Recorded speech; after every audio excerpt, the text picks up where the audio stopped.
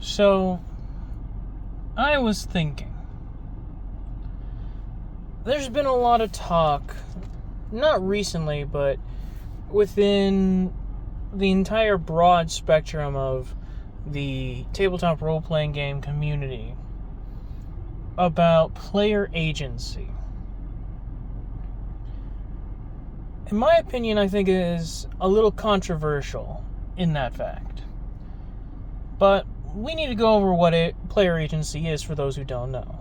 I know a lot of my viewers here understand what player agency is, what its purpose is, but let's just go over this right now. Player agency is the fact that players in your role-playing game, in your campaign, whatever you are calling it, have the ability to choose and enact whatever they wish to do. That you, as the DM, GM, Master of Ceremonies, what have you, you are supposed to facilitate those actions, even if those actions would cause the player to have a negative result. So, for example, if a player says to the Dungeon Master, I would like to jump into a pool of lava. Typically, the Dungeon Master would not want that to happen, because that would involve their character dying and the player being very pissed off. However, with the rule of player agency, because the player wants to do it, the character should do it and suffer the consequences, because the player doing it is their choice. And thus, if you take it away from them as a Dungeon Master, you are effectively limiting the player agency.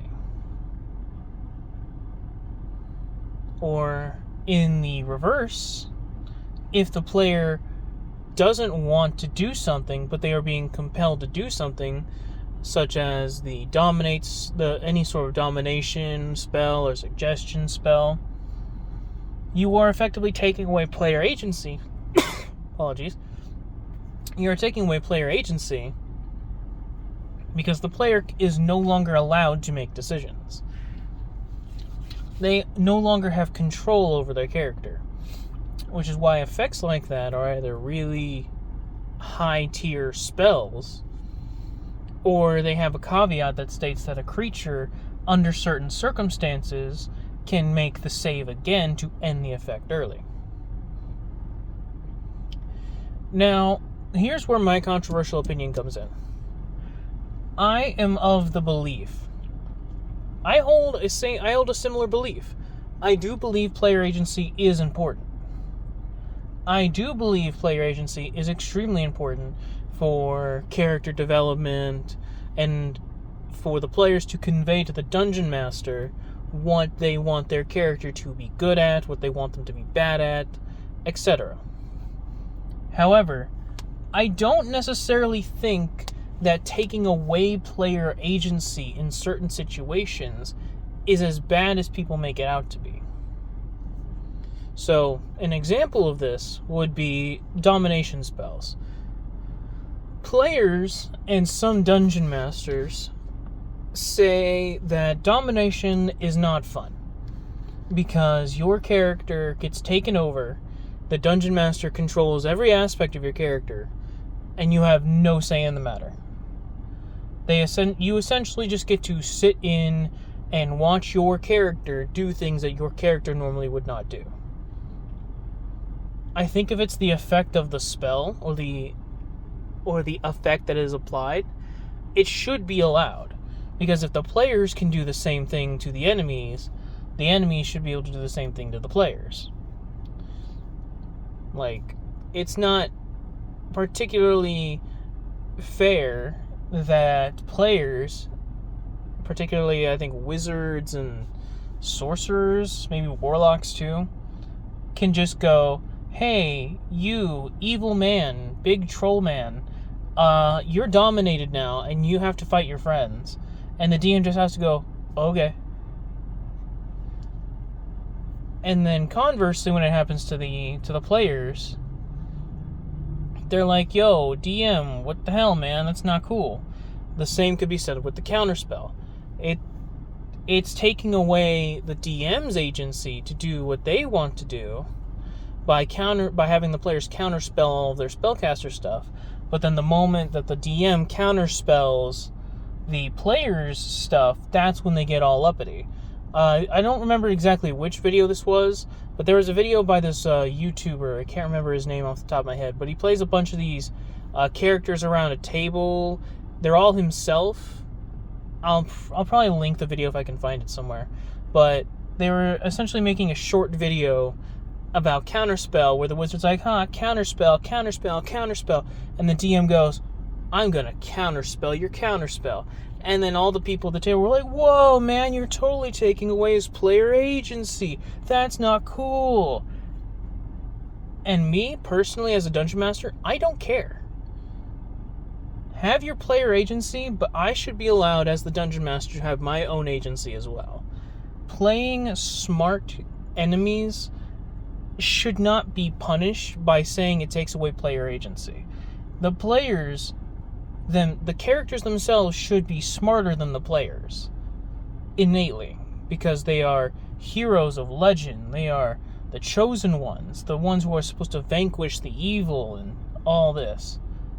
But for whatever reason, players tend to not strategize. They tend to run into situations that would innately put their grasp of their player agency and make it slip. There's a lot of situations that DMs run into, primarily in horror stories, where the dungeon master writes the horror story about the players, where the players get mad at the dungeon master for doing something that is innately expressed in the rules and that they are allowed to do, but the players don't like it. Which is fair. The players can have a voice on that. But I do not think that the players' agency entirely trumps all rules. I think there are some instances where their agency should take precedent over the rules, but in terms of why can the enemy wizard cast counterspell, but in that instance the players get mad, or why can I be dominated, but then the players are perfectly okay with dominating my own monster. People will say, well, you're the dungeon master, you control everything, the players only have the one. Yes, you are correct.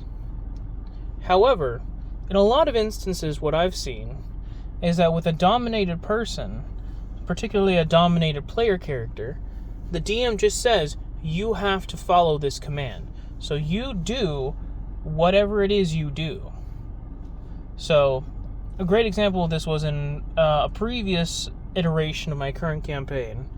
I had a player character who decided to investigate a throne. And upon investigating the throne, they realized that there was something magical about it. But in terms of the magic, it was enchantment, because they had used attack magic, but Identify revealed nothing.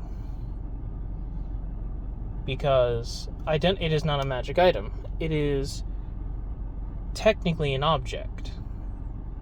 Which, yes, I know Identify could, but in this case it wasn't a magical effect, it was a curse.